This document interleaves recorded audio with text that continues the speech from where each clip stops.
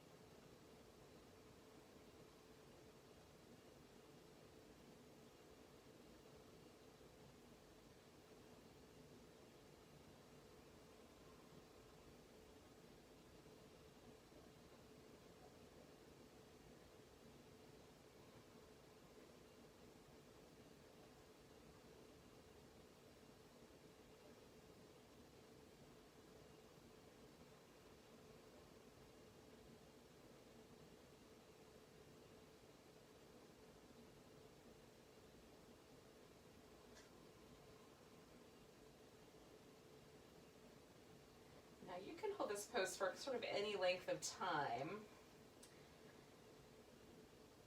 I like to hold it for somewhere in the neighborhood of like 5 to 8 minutes is generally sort of my favorite range. I've done it longer than that, 10 to 15 minutes, but it gets a little tedious on the low back after 7 or 8 minutes.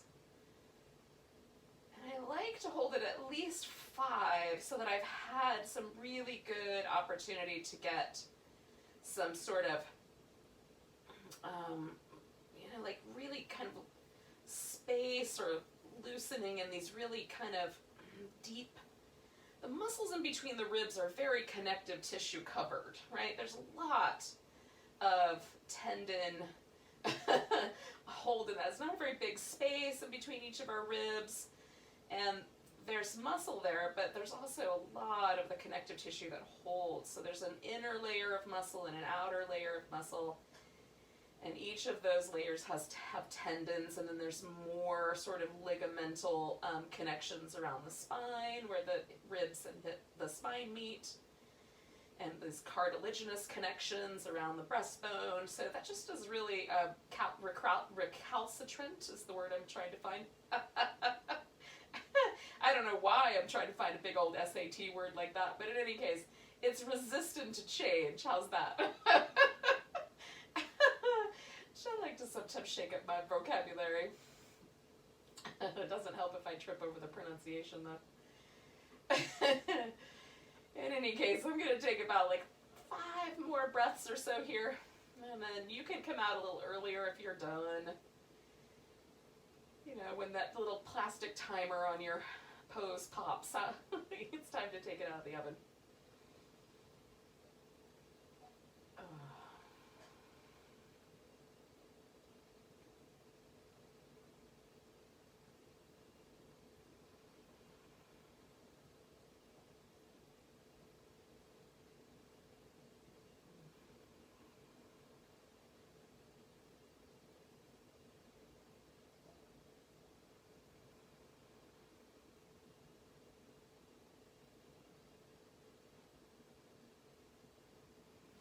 So to get out of this, I'm going to start by taking myself kind of into this, like, slight feet on the ground kind of position, so I can push with my feet to sort of roll myself.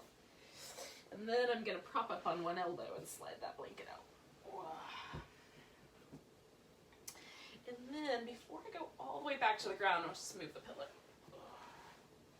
So just whatever's better for you. I'm trying to stay as relaxed as possible, basically. It's like, what's the laziest possible way I can get these props out from underneath me so that I can sort of maintain a little bit of that sense of the relaxation.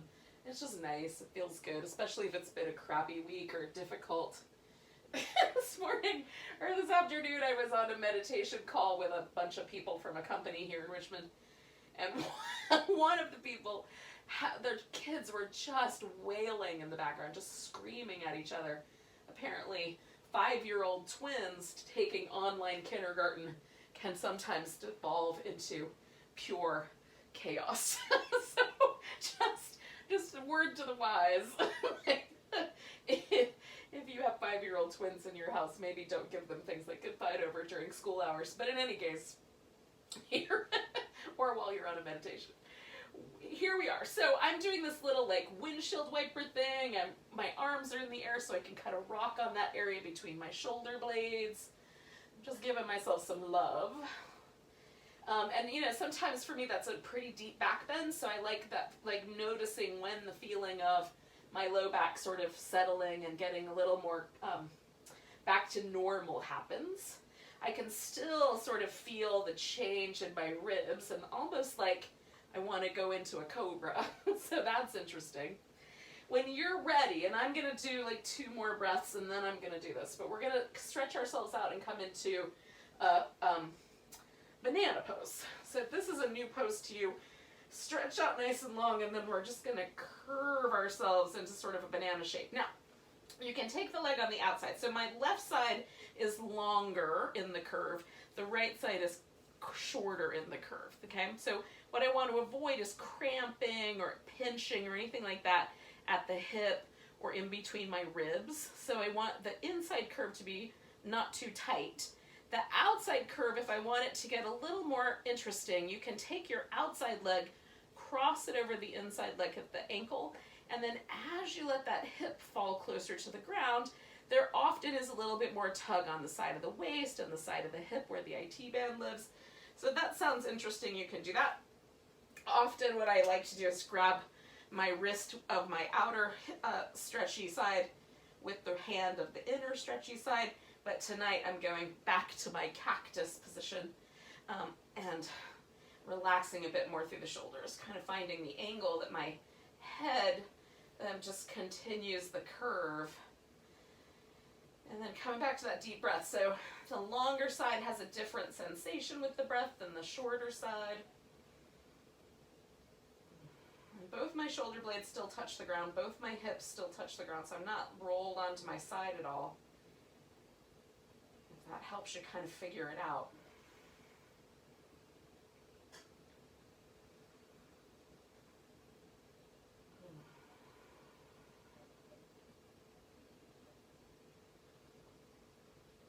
Again, I'm just using these two poses, the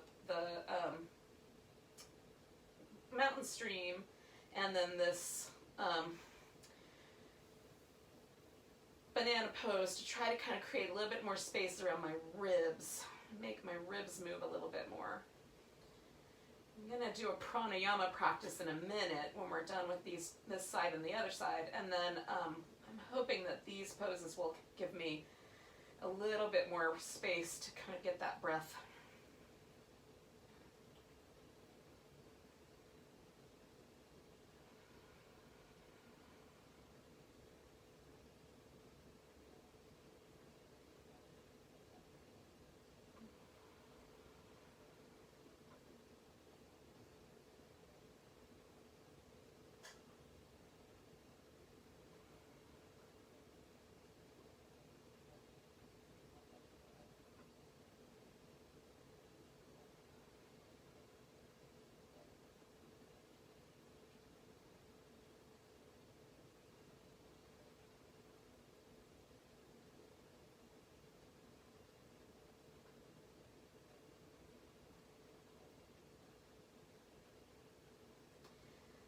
So I'm going to take one more breath here. And then I'm just going to kind of meander back to the center and just pause for a moment. Now, I like this little movement of the legs. I like these windshield wiper things where you kind of rest your feet on the floor and wing the knees back and forth. Right now, I'm feeling like, putting the weight of my hips right around the sacrum and just doing a little circle. Oh yeah, that feels good. So you can kind of experiment a little bit. With what you think is the right amount. And then, maybe at your house there's all kinds of crazy groaning and stuff too. Sometimes when I'm editing these to post them on YouTube, I laugh at myself. In any case, I'm just doing it early tonight. We're going to stretch out nice and long when you're ready. And I wait until I kind of feel like there's a little sense that I'm not still being tugged on, right? So at first, the pose needs like a little bit of time to settle. As soon as that's done, then we're going to take it kind of over the other way. I've got all these pumpkins and ghouls and other things all over the place over here to make it all spooky.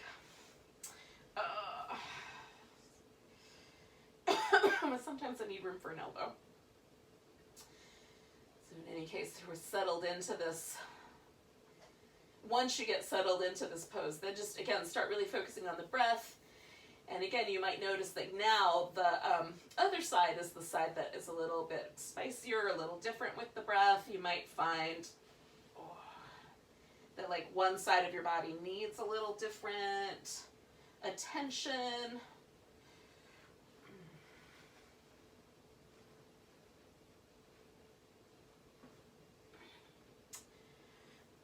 Just loosen the arms, maybe that'll be, that's better. And then just breathe.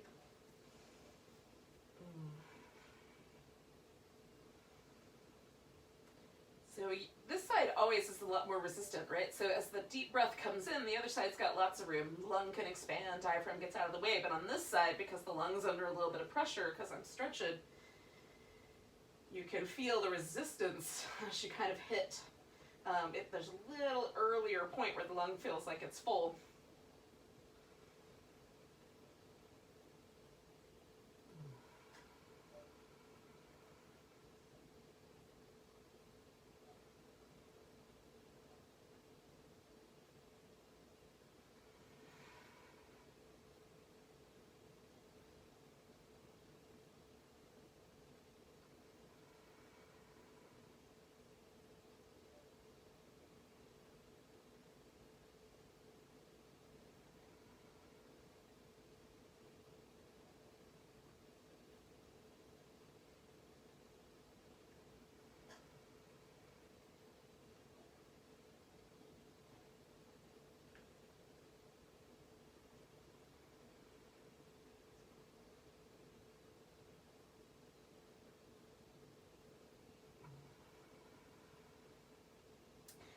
So I'm going to take about 3 more breaths.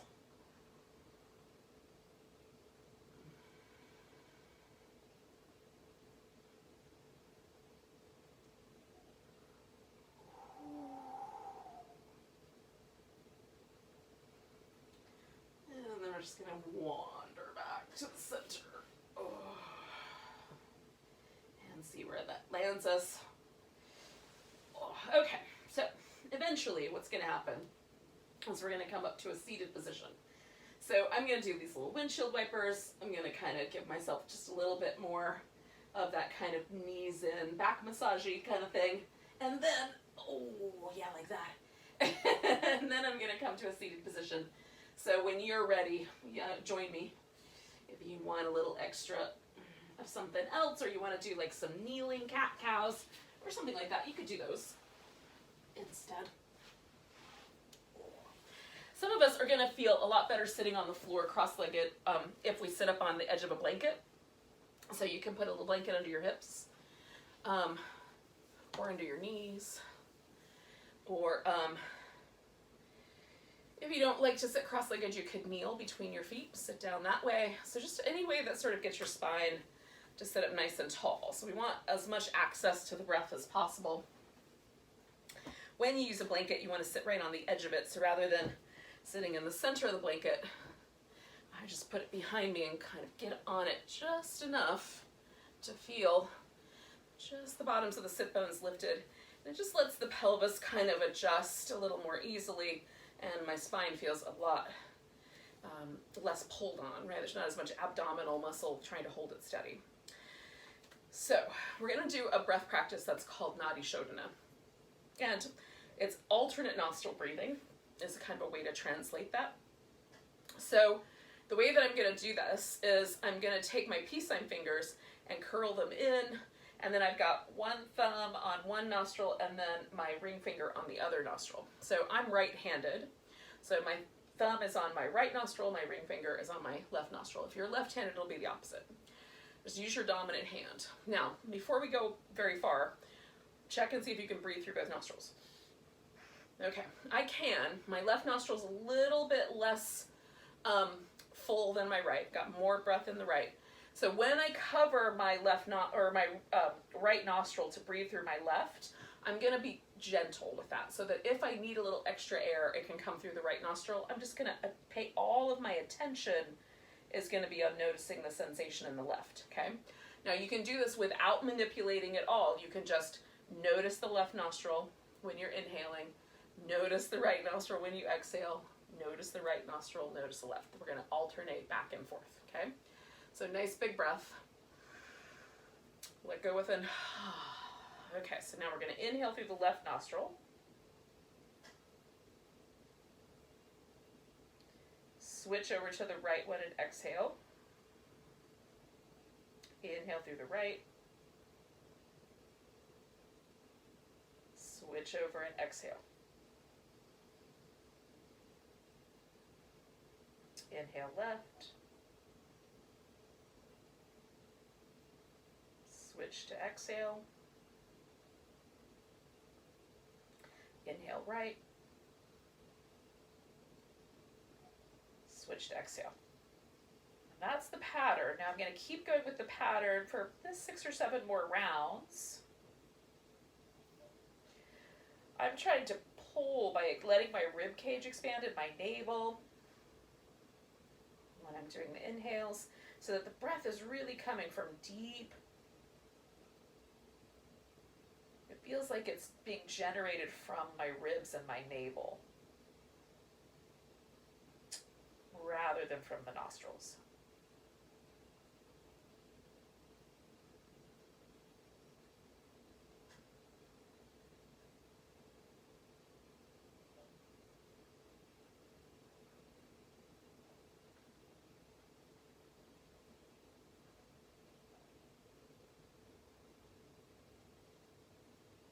Every time it's time to exhale, you just switch sides.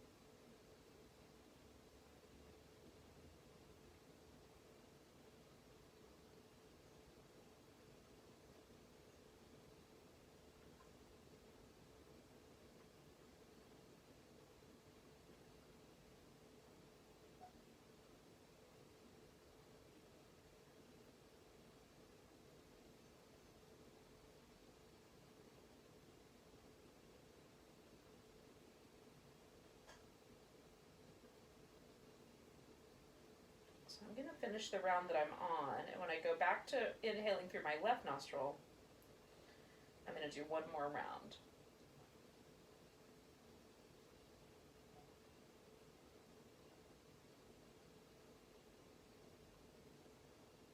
And the practice is going to end when I exhale through the left nostril again.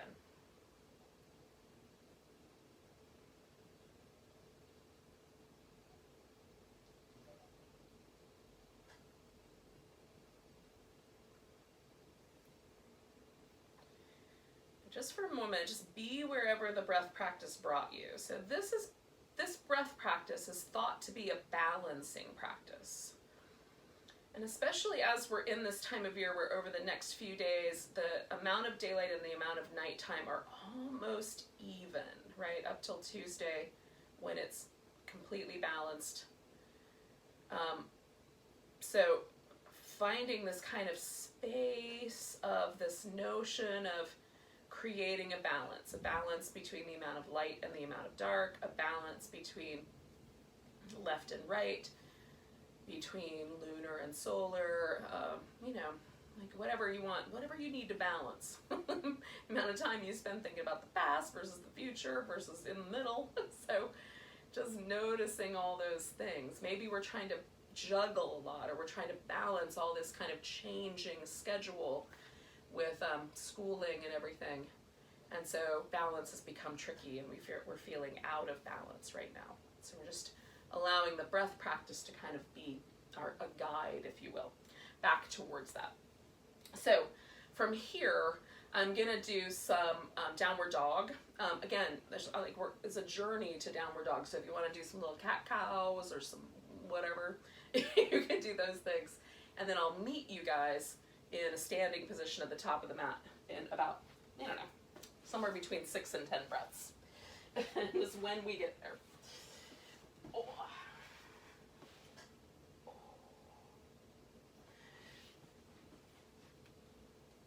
Oh. And all my toes crack when I first get into this pose. Oh.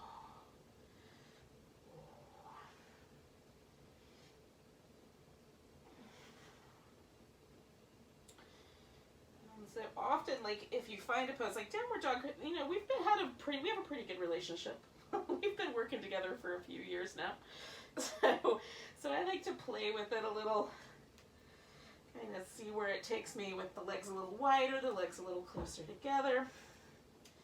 There's a point where all of us kind of have our body mechanics, in a certain place. for downward dog. You know, like we have the same length arms, the same length legs, the same kind of attention we need to be paid to our hamstrings and that kind of jazz. But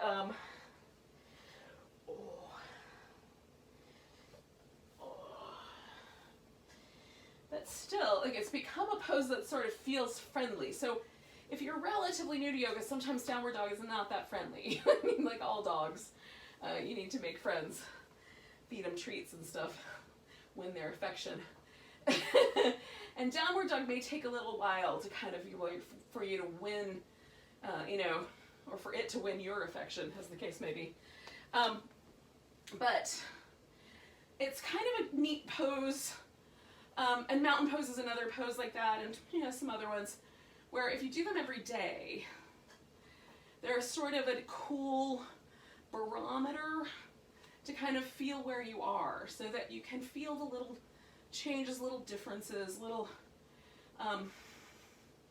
nuances that your body is going through on a given day. And you know, every day is a little different, but I like trying to be sensitive to the changing landscape that is my body. It's one of the cooler things about getting older. Okay, so my toes are pointed forward, which normally I don't stand like that way, so it automatically puts my hips on notice a little bit. I'm trying to keep my knees a little soft, and I've been working on spreading my toes out every couple of seconds here for a moment, because I like to see if I can make my feet feel like they're as wide as a hobbit. And then feeling this kind of balance of the skull over my pelvis, just like I had when I was sitting, and trying to feel a little bit of length without being too grippy with the abs.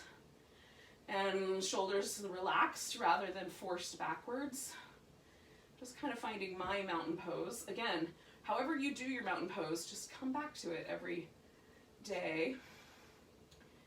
And we'll sort of use it as a barometer. So I'm going to shift my weight into my right leg, and I'm going to bring my left leg across the front of my thigh. Now you can go down low and go across the front of your shin, and then I'm going to sort of sink myself into a chair. You can stay perfectly straight with that leg, or you can come almost to a squat if you want to. Bring those hips way down.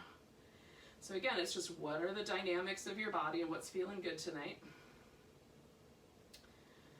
Because I'm a bit sleep deprived, I'm trying to be a little conservative and kind to myself. Okay, so I'm going to pick this leg up, and then I'm going to step back. Now this is going to turn into Warrior 2 in a second, but I'm going to refresh my moisture / pumpkin spiciness so my foot will stick. Okay, first, yeah. So, Warrior 2. I want to keep this leg from collapsing inward, so I'm going to let the hip hold steady. I'm going to work this inner thigh.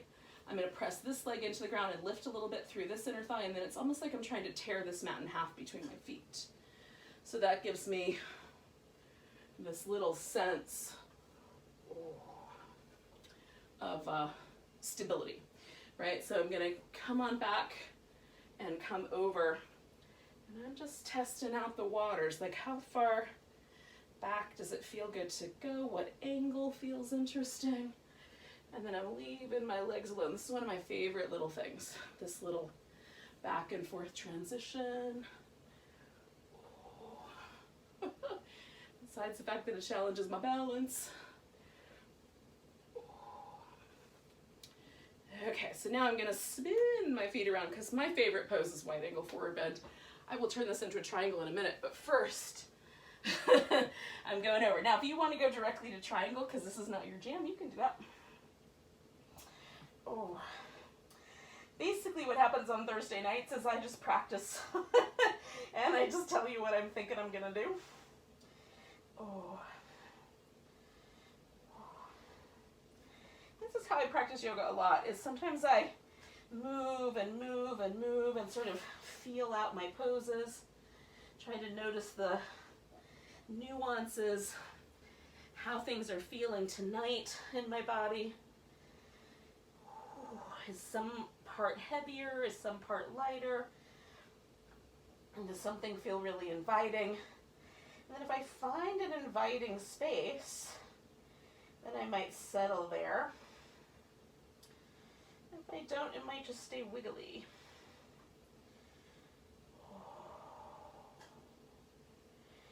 Okay, so to begin, oops, hand on my hair. To begin with, I'm going to bring my feet just a little closer, and then I'm going to turn my right toes all the way out, and I'm going to bend my knee a little bit. And then I'm going to kind of try to feel out what's the angle of my back foot that feels good. Now, often I like to practice this with a block. Lately, I've been kind of practicing it this week. I've been getting into holding onto my shin and finding like, okay, a little softer, and then make space in the spine. I'm not getting too excited about the arm. I'm keeping my eyes down, kind of closing them so I'm feeling rather than seeing.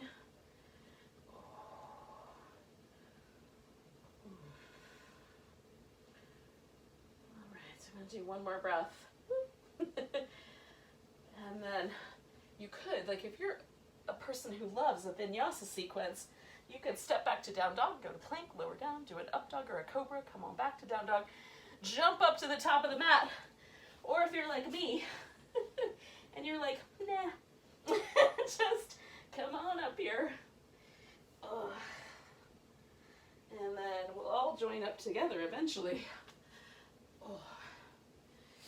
In a mountain pose.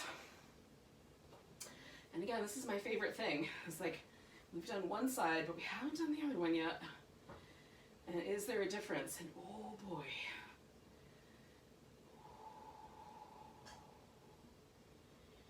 So one of the things that's interesting to me about being slightly mind altered on sleep deprivation is that other senses become more heightened. So I'm experiencing a lot more sensitivity.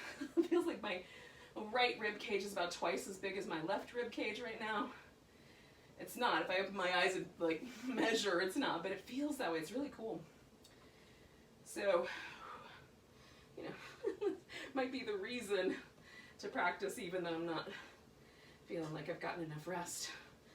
It's just to experience the heightened sensitivity and lack of balance of sleep deprivation.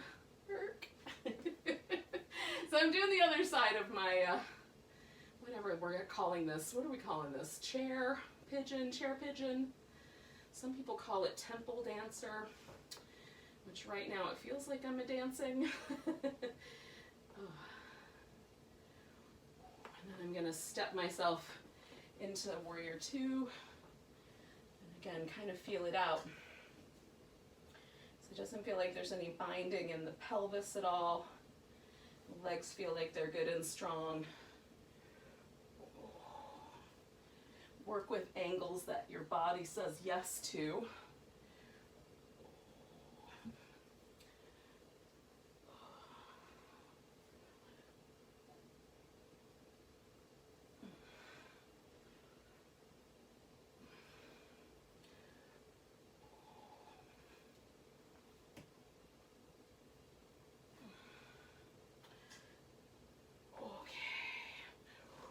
So again, because I did it on the other side, I'm gonna, start with the notion that I'm gonna sort of do the same thing, a wide angle, and then I'm gonna turn it into kind of a triangle. But I might change my mind. That sometimes does happen.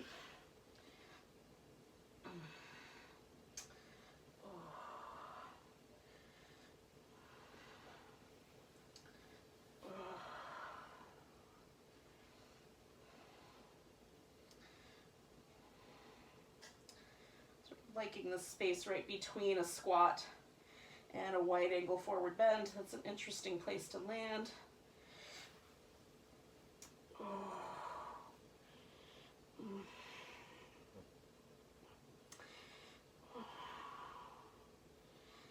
So again, I'm going to do about 3 more breaths here. Spreading out my toes.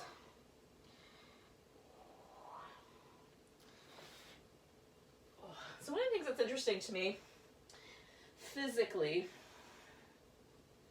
about being out of balance is that my toes grip, right? So when I'm kind of wobbling around, the toes will grip the ground to try to hold me.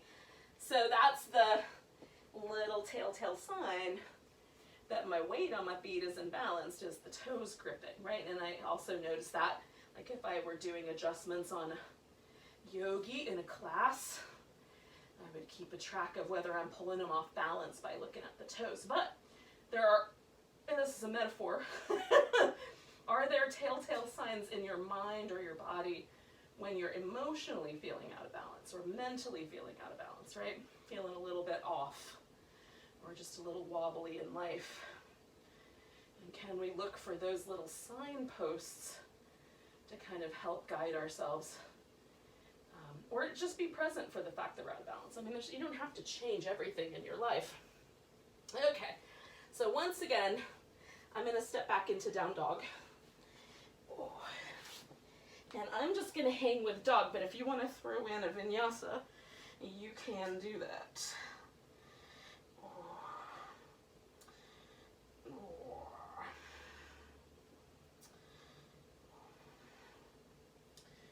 Now,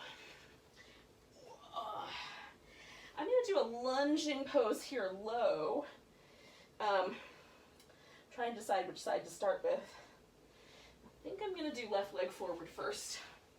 So I invite you to do this, or again, if you're kind of using, you could use this class, is that the right word? Practice, co-practice. You could use this as kind of just like a little guidepost, and then you could riff off of it, right? So maybe you want to do something a little different than a lunge. You can riff off of the lunge and do your version. So I'm going to start with everything pointing forward, hips, and I'm just shy of a hamstring stretch here. Okay, so you might find that you have to come up a little higher. Right here with the 2 blocks under my hand is like the perfect, like I don't really feel a hamstring stretch. My knee is slightly bent, but my torso is pretty close to my leg. And then I'm gonna ease forward until I feel that lunge on the right side. And then now I might add on a little bit so there's a little more hamstring stretch. And again, I do these wobbly things to develop sensitivity. Where's the stretch starting to happen? Because I'm going to get low here. I'm going to turn this into a lizard. So I want to bring my hip to the point where it's like, okay, I just feel that stretch. And then I'm going to bring my elbows down to the blocks. Now I'm going to slowly tease my hip a little further forward, but not yet. Ooh. Not yet. Just a little bit right now. So I can kind of get my kneecap to agree to how life is going to go down here. And then my hip. All right, so I'm going to put something fluffy underneath my thigh so I can bring my thigh a little lower. And then I'm going to, I don't know if I need the box. Yeah, maybe this one. Nope, I think I'm going to do this. So I'm adjusting my leg so it points out a little bit more. I might drop it open a little bit. It's just not feeling super interested in that right now. So instead, just letting that kind of stay where it is.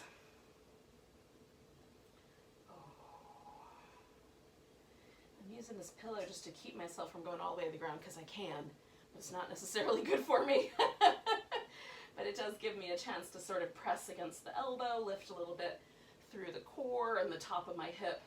So rather than do this like a yin pose where I just let everything get soft, I'm actually sort of picking myself up off this pillow a little bit. It's here, but I'm sort of engaging to keep a little bit of lift.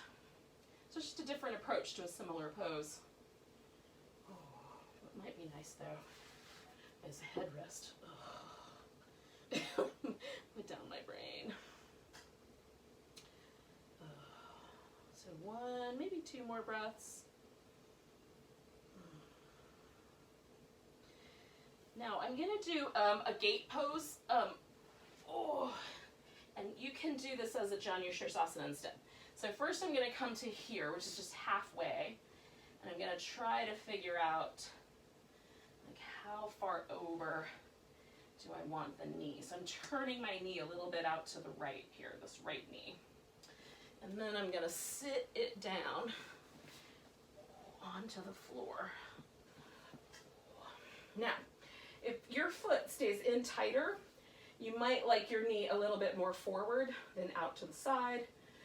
For me, this guy, sometimes I prefer the leg a little forward, sometimes I like the leg a little out to the side. So for tonight I've gone out to the side, which lends itself to me doing a side bend because it's sort of, my pelvis is tilting so my spine can kind of find this banana shape again. Right? And it's a little nice. It's just a gentle side bend here because of the shape of my legs. Now, if this is bothering your knee, just bring your foot to the inside instead of the outside. Just flip the whole thing around.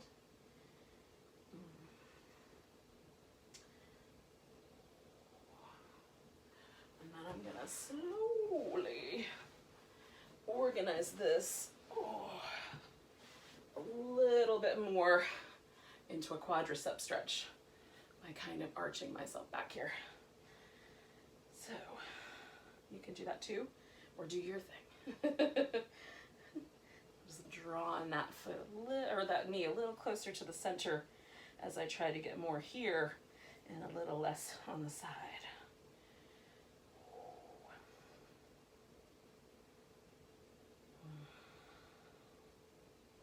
So again, like, where am I holding tension?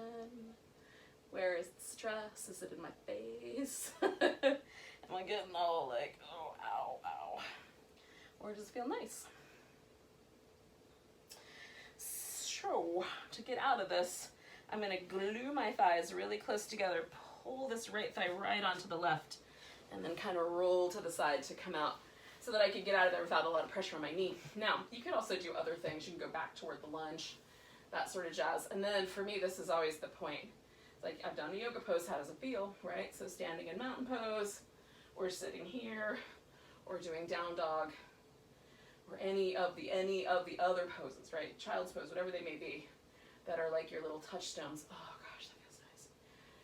So there's kind of this soft and melty feeling to the front of my right hip, which I'm definitely not experiencing on my left hip. So my left hip is saying, let's do the other side. So I'm going to give in and let my left hip have its way. So I encourage you to come in when your left hip says something similar to you. Now, my hip does not speak English. I am interpreting the sensations I was experiencing. So I'm just trying to find the point where I feel like everything is aiming forward. And again, I'm going to kind of start in that point where I'm not feeling hamstring stretch, but I'm definitely feeling a little freedom right here. There's nothing tugging on the front of my left hip. And then as I ease forward, I feel that tug. Okay? So I'm finding my way in and out. The body speaks to us through sensation, and so, you know, it's sort of like, you know, you have to translate it, but what if you're a terrible translator? You learn as you go, man. I've not always been a good translator of body information.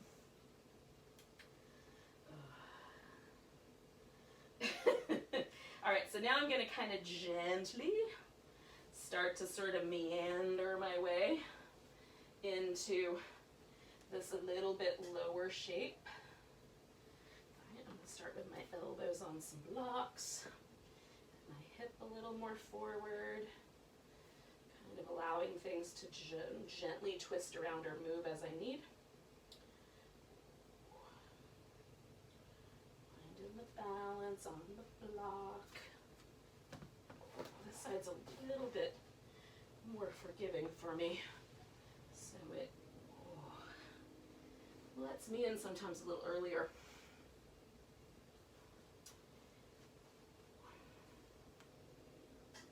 And testing out all of the various stress points inside the pose, gathering through my core, kind of pressing the top of my shin and the top of my foot into the floor and lifting a little through the top of my thigh. So even though I look probably on the screen like I'm just relaxing, I'm actually quite active here. So it's just a different way to practice. When I do yin yoga, I let everything get soft and melty. This is like, you know, a dragon pose with a little extra action.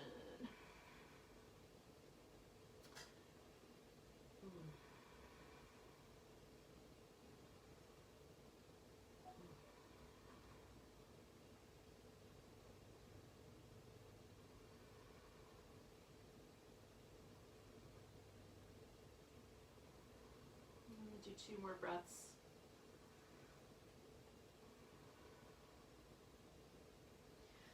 And then I'm going to kind of slowly make my way back out here. Aiming myself into a gate pose. Okay.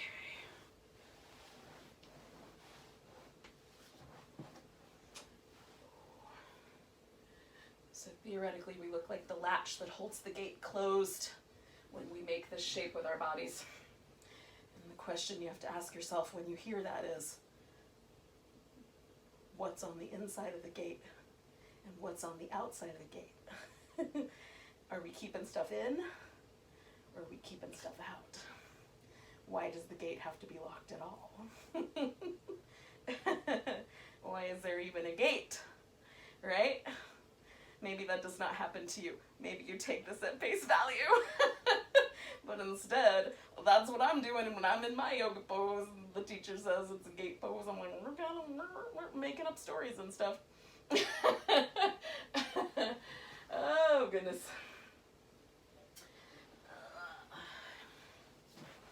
I'm not saying that's a good, that's what's happening. It just is. It is what's happening.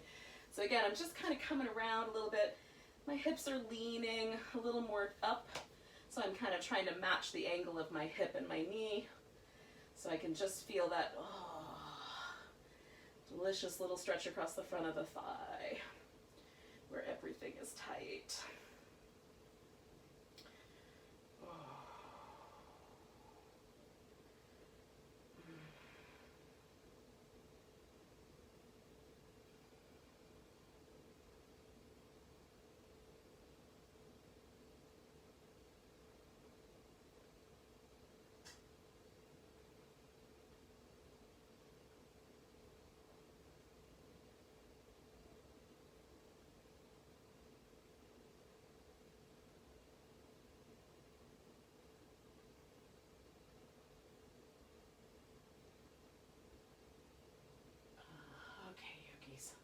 So once again, I'm ready to come out of my pose, so I'm just going to kind of roll to my side, come on out of there.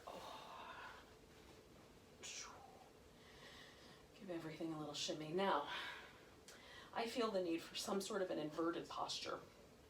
I want to get my legs over my head. So I'm going to do a supported shoulder stand with this pillow. So essentially, I'm going to put this pillow under my hips, and then I'm going to put my legs in the air. If you have a wall nearby and you want to do legs up the wall, you could do that. You could do supported bridge pose where your feet stay on the floor, or if you have a couch, you could put your butt, like lay on your back, put your butt right up against the couch and just throw your legs up and onto it. And that, all of those things are delightful inversions. Inversion just means that either the legs or the hips are higher, or both are higher than the heart. Okay, so you can do one or the other or both. Okay, so what I need to make sure of is that here's the top rim of my pelvis. I just want to line that up about with the top of this pillow. So the pillow isn't really poking me in the low back so much as that just this big bone area, sacrum and the 2 hips are what's holding me. Then I'm going to engage a little bit through my upper arms. I like to refer to this as Danger Danger, Will Robinson. So some of you will get the reference. We're going to press the elbows, I'm going to press my elbows down to the floor, and this creates a little bit of structure. It makes some things happen in my chest and my upper back that I like, and it gives me that little bit more of a sense of the shoulder stand, right? Normally I would put my elbows in and put my hands on my hips, but this shoulder stand's a lot more forgiving on my neck And as I get older, I like it better. So legs are up. Sometimes I do this little jiggle, jiggle, jiggle to get the lymph to keep moving. I feel like the more I can do to keep my lymphatic system happy, the better as we navigate global pandemics and other nonsense.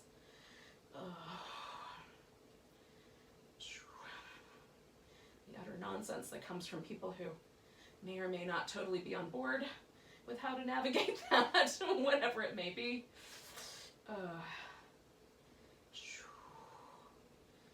So, hanging out. And again, you can do something a lot more relaxed with you resting your legs against a surface, right? I'm engaging my core a little bit and almost kind of trying to like push my legs a little higher up into the ceiling. So I'm using a little bit more muscle than I do. Sometimes I do this very relaxed. But for tonight, because I'm kind of a little more interested in that kind of Hatha layer, you know, practicing with a little more engagement, a little more muscular energy to balance out the softer practices that I do. Finding that, spreading out my toes. I like a Barbie situation. Like, you know, Barbie has like this kind of mysterious ailment in her feet where she's permanently ready to wear 4-inch heels all the time.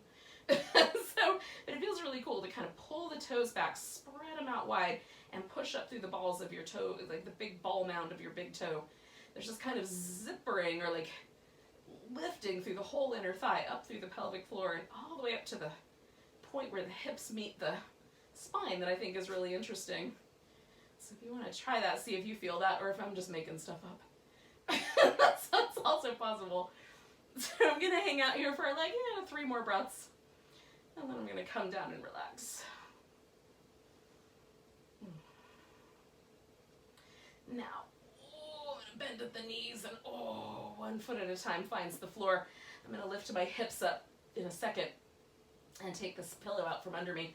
Basically, I'm just going to push it towards my feet because in a second I'm going to use it for Shavasana. But before I get there, I want to do a twist. So I'm going to bring my legs over to one side. Ease this hip away from my rib cage. You can even wrap your legs around each other. It's so nice. Just make as much space right there as you can. And keep your shoulder happy. Like if you need to adjust the arm, adjust the arm.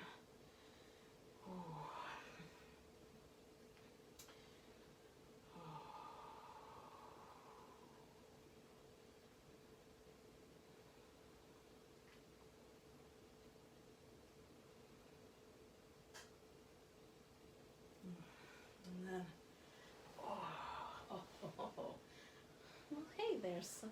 Hi there, love muffin. How you doing?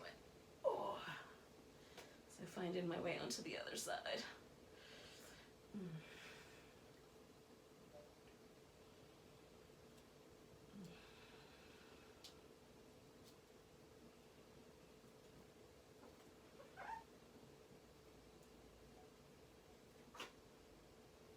Tight.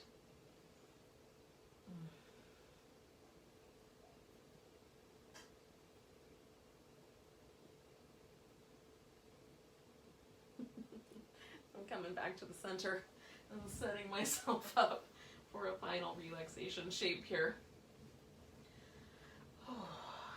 The danger is if I stay here too long, it will become immediately sleeping. So I'm gonna make this a little bit shorter, kind of incorporating the twist as part of the final relaxation. You, of course, can stay as long as you want once we sign off with each other.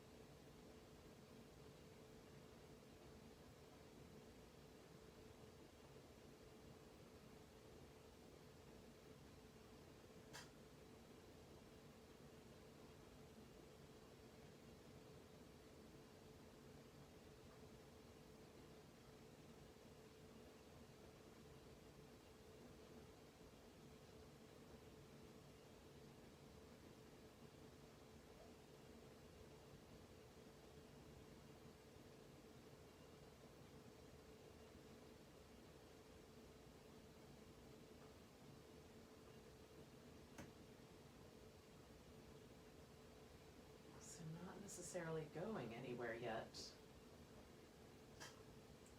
But just noticing the breath for a bit.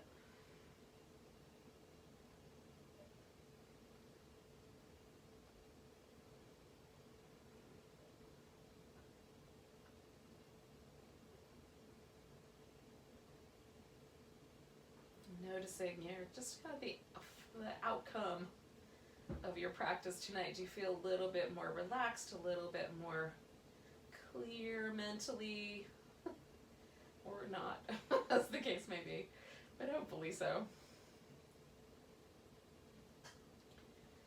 Yoga can kind of be like a little vacation, a little mini vacation from the rest of life. Climb on our mat and kind of just be present.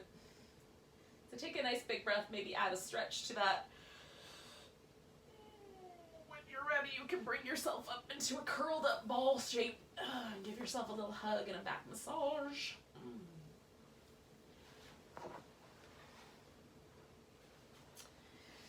And then, bringing ourselves back around when it seems like a good idea. So, you could go slide right into bed, but before we do that, let's take a big breath together. Nice big inhale. Big sigh. Namaste, yogis. Have a great night.